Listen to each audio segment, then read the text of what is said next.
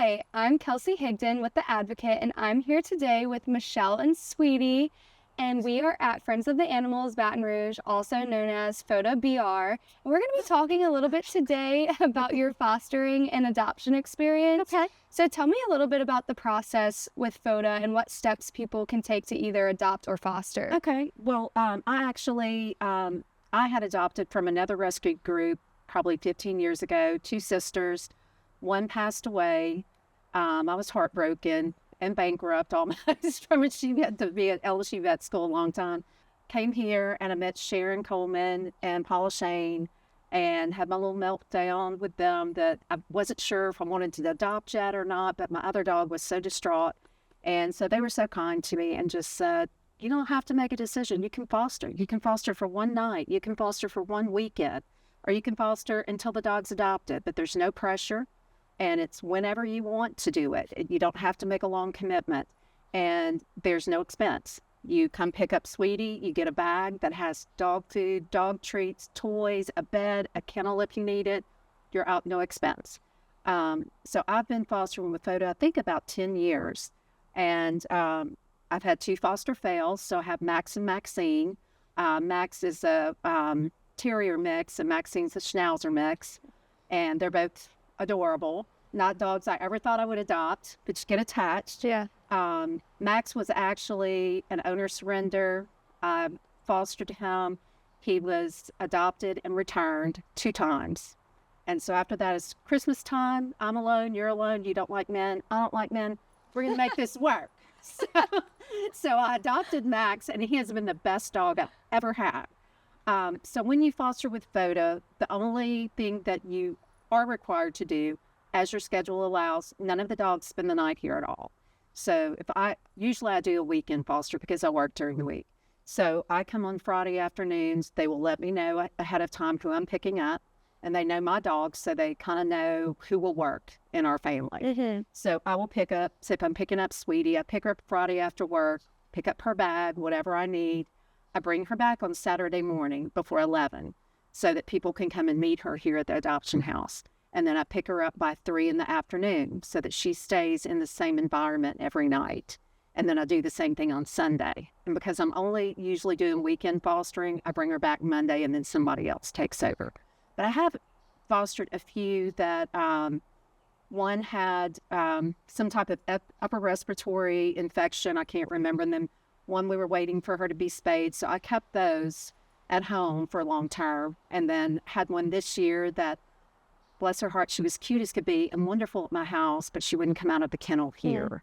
So I had her for 3 months. But in those situations where they're not doing well here, I can call and tell them I'm not going to bring her unless someone shows an interest or fills out an application. Then I will bring her.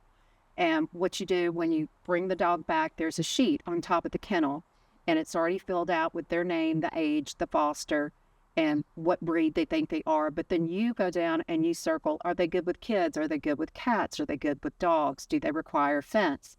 And then you can give input. If someone fills out an application, when you fill out your application for Sweetie, I can talk to Paula and say, I think she would be great. Or, well, I have concerns because she doesn't have a fence.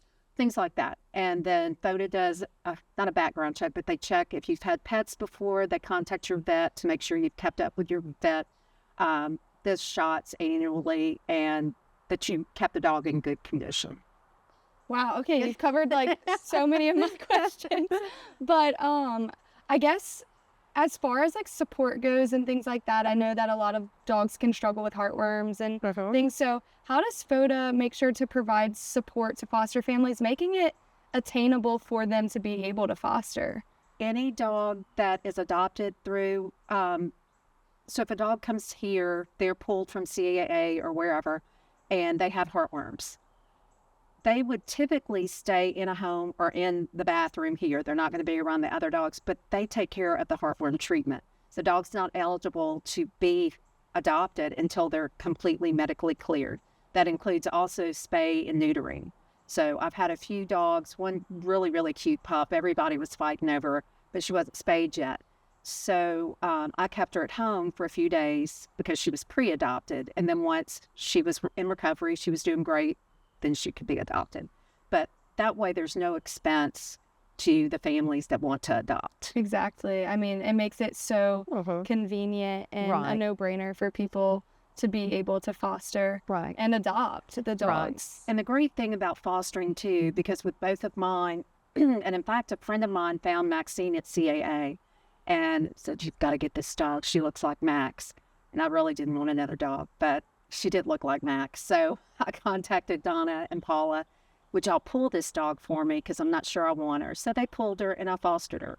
So they have to have a foster for every dog. So after a couple of weeks, she was in. Aww. That was it. But yeah, so you can actually, if you're on the fence, you don't know, I might like Sweetie, I don't know, you can take her and foster her for a few days. And then if she's just terrible in your household, your kids don't like her, whatever the issue may be, then you can just say she's not a fit, and you're not obligated to anything. Yeah.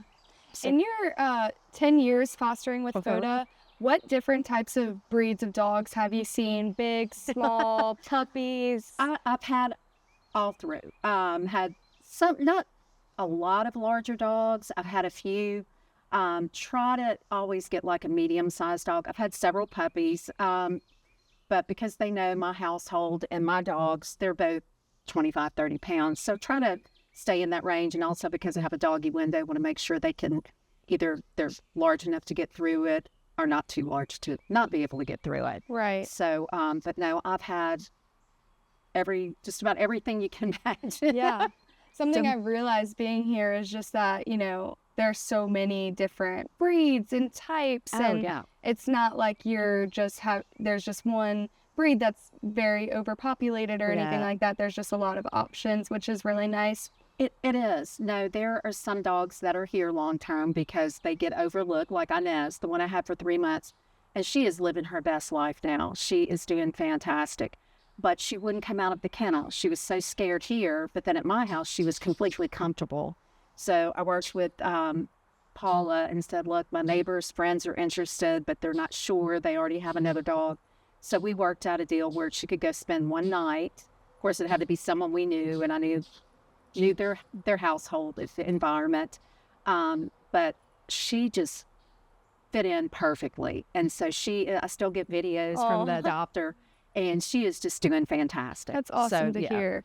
Well, thank you so much for joining me today. Thank you for being a foster mom and adopting. We need more people like you. We do. And just really appreciate that. Sure. If you're interested in fostering or adopting a dog, please support local and come check out Friends of the Animals Baton Rouge.